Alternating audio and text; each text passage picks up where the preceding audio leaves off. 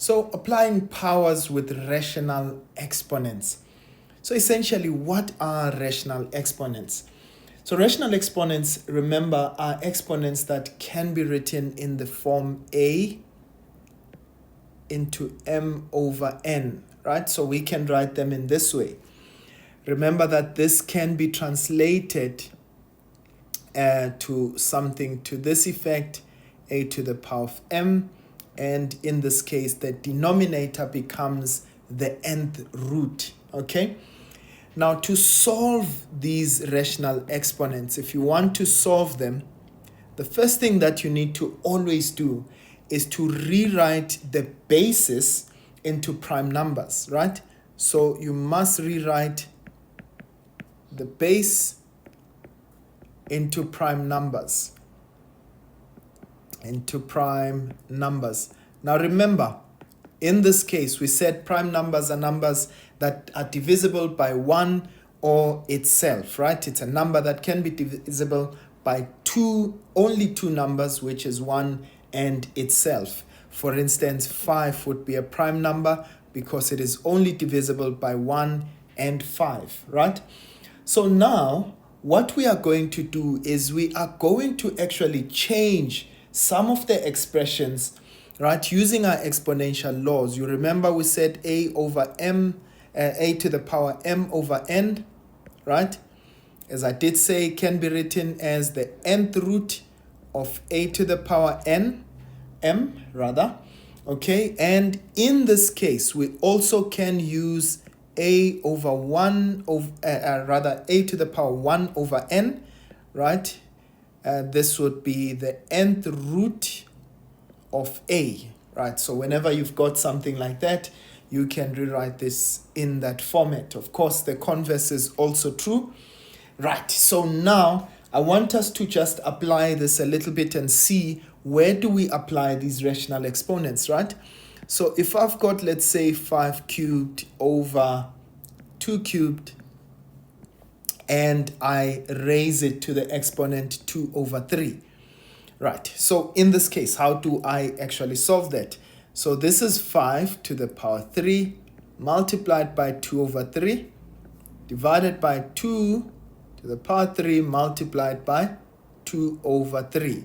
Right, so please remember, in this case, if we are applying our laws on fractions, right, so the 3 and the 3 cancel out, okay, and what do we get? We get 5 squared divided by, the same is true here, so we are left with 2 squared. So what does that give us? That will give us 25 over 4. We can leave it in that format, 25 over 4 if you want to simplify it a little bit further. Okay, in this case, we could have actually written it out as 5 over 2 squared, all right? That would have been a simpler way of writing that out. All right, so this is how we apply the principle, right, of rational exponents. But I want us to actually look at a couple of examples more. So if I had a number, let's take this as our second example. If I gave you a number 8 and 2 over 3, right? And I asked you to simplify this without using a calculator, okay? Now, I'm going to actually show you two things here.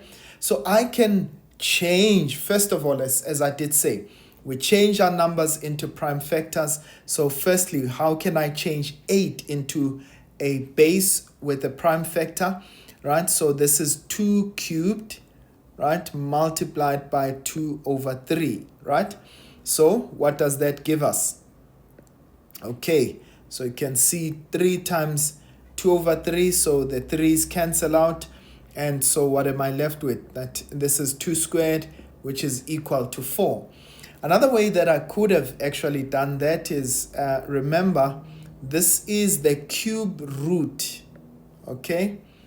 So writing this out, this is the cube root, so this is the cube root of 8 squared. Now, 8 squared is 64, so the cube root of 64 in this case would definitely be 4. So 4 times 4 gives us 16, times 4 gives us 64. So the cube root of 64 is actually equal to 4. Right, so either way we get the same answer. I actually would ask you to know how to do the method that we applied at the top so that you can be able to always use it within expressions. Now, there are instances where we can find this within a fraction, okay, or rather a decimal. So if I wrote something like 0.25, okay, into 2 over 3, right? So this can be, or rather, let me say 3 over 2. Right, now how can I simplify this? So firstly, I would need to always change decimals into fractions. So 0.25 is actually 1 over 4, right? Multiplied by 3 over 2. All right, now if I've got 1 over 4, how can I change that? This is the same as, okay, 1 over 2 squared, or I can just simply say 1 over 2, right, all squared, right? So in this case, 1 over 2 all squared multiplied, remember we still had the 3 over 2. So what does that do? We cancel that out. Okay, so 2 times 3 over 2 gives me just 3. So we've got 1 over 2 cubed. And in this case, we are left with a fraction there, which is 1 over 2 cubed. That gives us 1 over 8. So that is the answer that we are going to apply, right? So I'd love for you to try out maybe this example before you look at the answer that I'm going to give you. So if you've got 9 and 1 over 2, how would you solve that? Please try to work it out quickly before you look at the solution that I'm going to give you. All right, so here's my solution. I hope that you had paused. So that's 3 squared into 1 over 2, right? So remember to always change numbers into prime factors. So in this case, 9 becomes 3 squared. And so 2 times 1 over 2, this would simply be, those two cancel out, and I've got 3 as our final answer, 3 to the power of 1. Right, so there's many other ways in which we can apply this, right? I want us to take one which has a fraction. Okay, so if I've got 2.25, okay, let's take 2.25, okay, to the exponent minus 1 over 2. How would you solve this? Please try to work it out and let me know what your answer would be. All right, so hopefully you were able to work it out. Now, if you look at 2.25, okay, right, so the 0.25 does tell you this is actually 2 and 1 over 4, okay? So we're going to actually write it out in that format for now, right? So raised to the exponent, negative 1 over 2. Now, how can we change that, okay? So remember, whenever you've got a mixed number, what you can do is 4, the denominator, multiplied by the big number. So 4 times 2, that is 8, right? Plus 1, okay? Plus the numerator.